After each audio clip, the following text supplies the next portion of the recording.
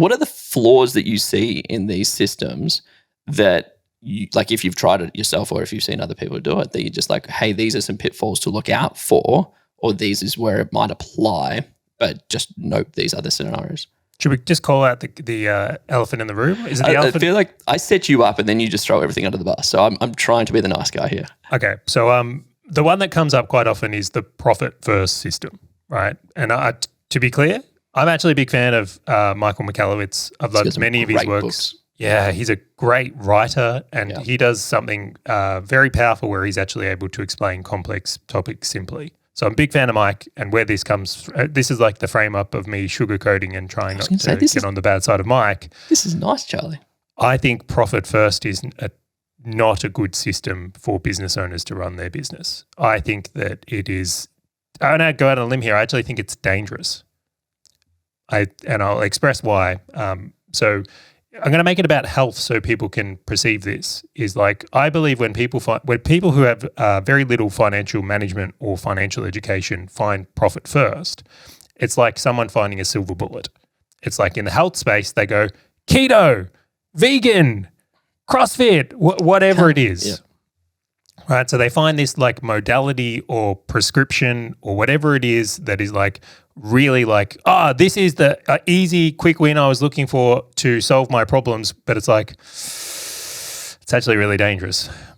It's actually really dangerous. So the same thing is applying here, because when people, in this case, find the silver bullet of profit first, what they then do is don't learn any of the real skills that come with good financial management. So they take this silver bullet and go, I found this. I don't need to learn the real skills now or take responsibility. And then what ends up happening is they have a very poor level of financial management overall.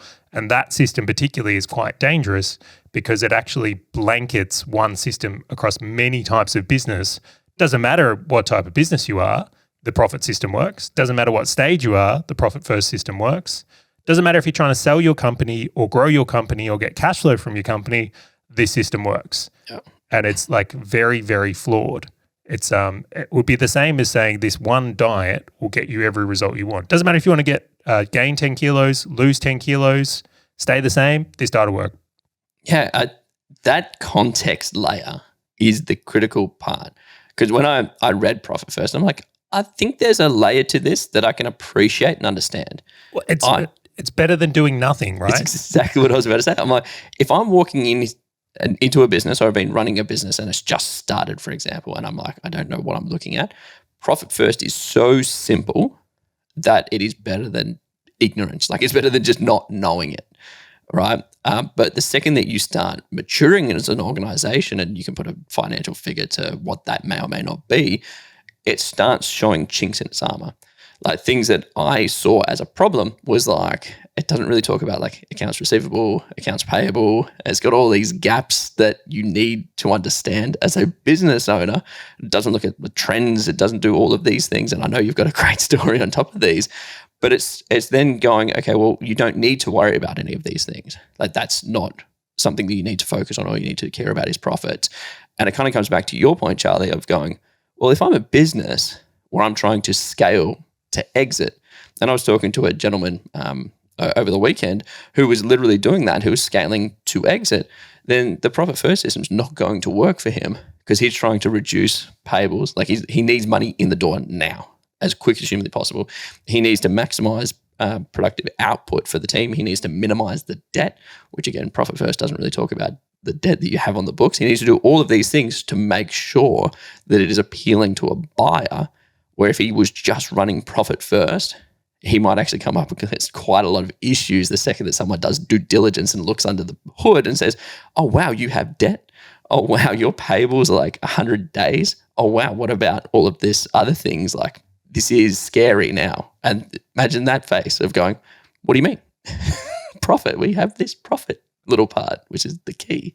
Well, both of us have sold a company, right? We've both actually sold a business. Do you know what I spent a lot of my time on when I was selling a company? Due diligence on finances?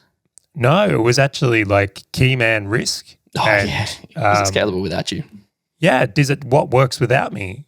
So let's say, would I be happy to be less profitable, but then knowing everything worked without me, which funnily enough, Mike has another book on In this Is it example, Clockwork or so? yeah, he's like literally got another book on this here, which is just the irony of Great it. book.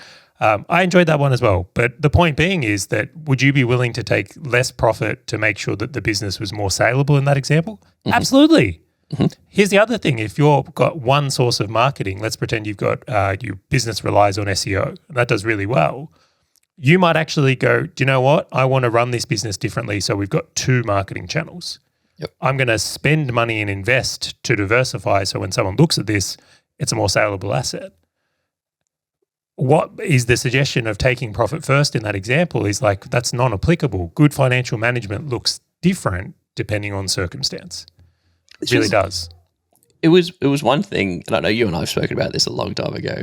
It was one thing that I want everyone to ponder. I'm going to ask you a question on this one, Charley. Can you just walk me through? You can use a number or a percentage if you would like. The number of like companies that are on the ASX that actually use profit first. 0. Why do you think that is? Well, Grant, do you know any multimillionaires that have retired well that they go, do you know my secret to my success is I use profit first? Well, secret to my success was I did not need to know how to read financial statements.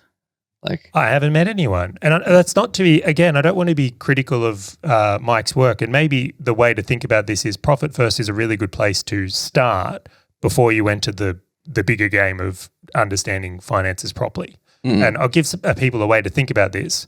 If we were going to go to France, like a really good starting point would just be learning some basic words like yes, no, station, hotel, right? You could hack together enough like simple things that you could survive in France. But the reality is if you wanted to move to France and live a fulfilled life there and get a really good result, you wouldn't know how to speak the whole language. yeah. And proper financial management is learning how to speak the whole language. It's a full stack skill. I don't think you can achieve your potential without being strong in finance.